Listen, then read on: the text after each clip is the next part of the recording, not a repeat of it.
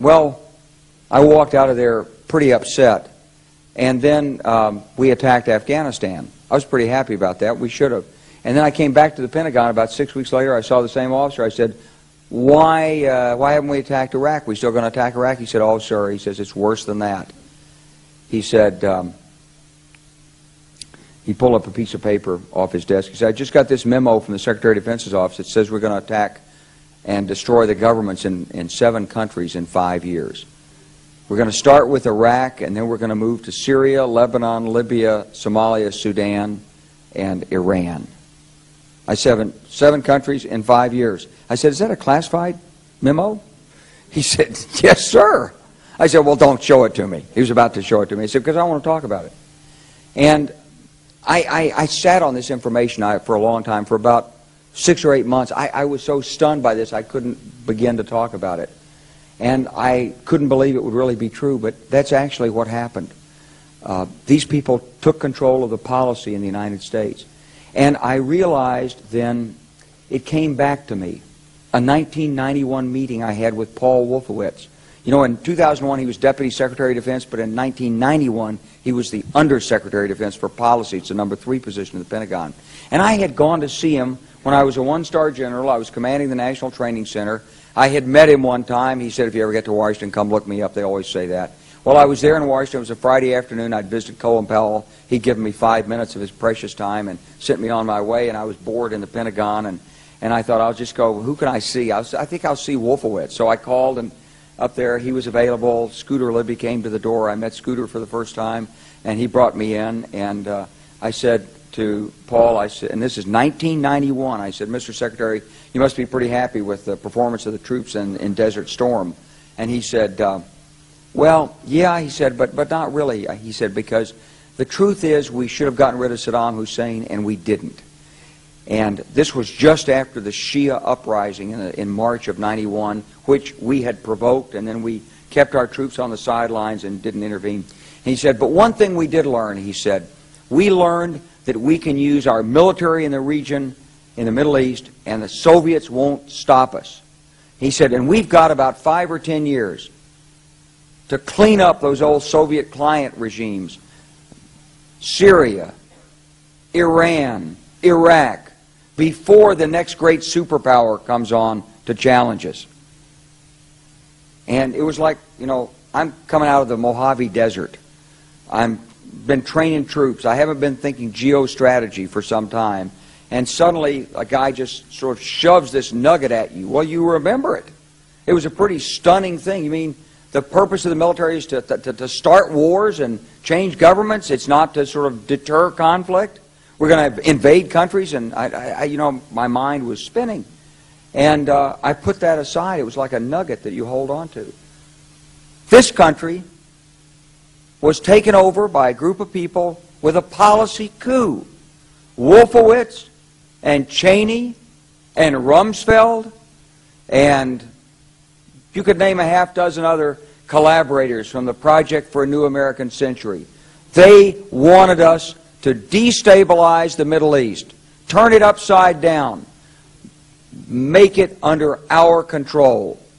It went back to those comments in 1991. Now, did anybody ever tell you that? Was there a national dialogue on this? Did senators and congressmen stand up and denounce this plan? Was there a full-fledged American debate on it? Absolutely not. And there still isn't. And that's why we're failing in Iraq. Because Iran and Syria know about the plan.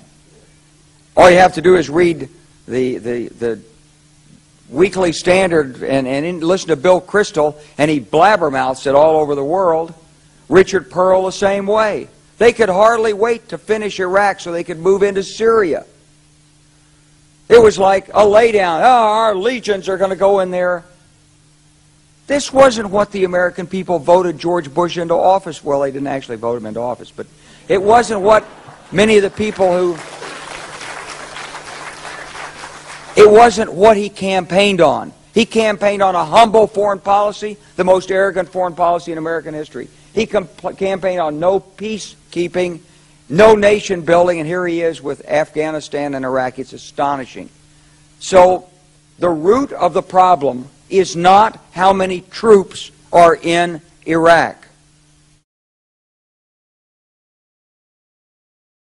I think that Iran is a dangerous power. I think it's a hegemonistic power. It would like to have greater control in the Middle East. It is a threat to the nations in the Middle East, and as the President said, if it had nuclear weapons, it could be a threat to the United States as well.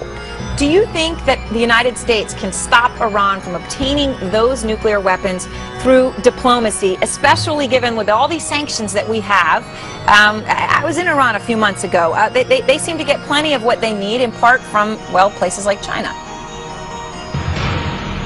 If the United States could bring China and Russia to bear, if we really went after the sanctions in the toughest possible way, if we're willing to impact Iran's ability to deal in oil, then I think it's possible that sanctions could have a decisive impact. I think sanctions are already having an impact.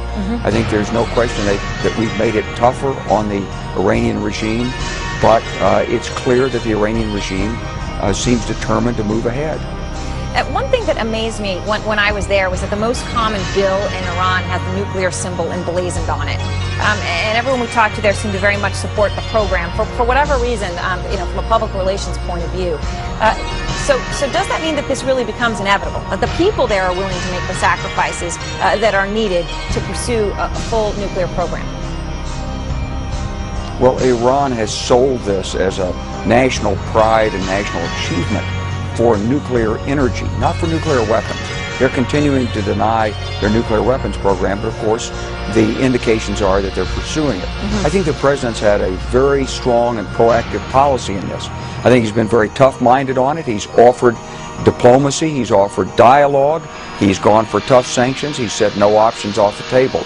And I think that what you're seeing is that we're approaching a decision point with respect to Iran. But it's a little bit difficult for me when I watch the dialogue going back and forth that no one has any better answer to this than our President has right now. General Clark, do you think that America could go to war in Iran right now if we needed to? Because there are plenty out there who say we can't. Our military is overextended. We have cuts hitting our military, that the bluff of the United States could be called if military force in Iran were required. We don't have what it takes. Well, we wouldn't be going into Iran to occupy Iran. There's no requirement to do that. We would go in with some fairly significant strikes. I don't think they'd be limited just to the Iranian nuclear facilities, but they'd be much broader strikes against Iran's military and industrial complex and its ability to retaliate.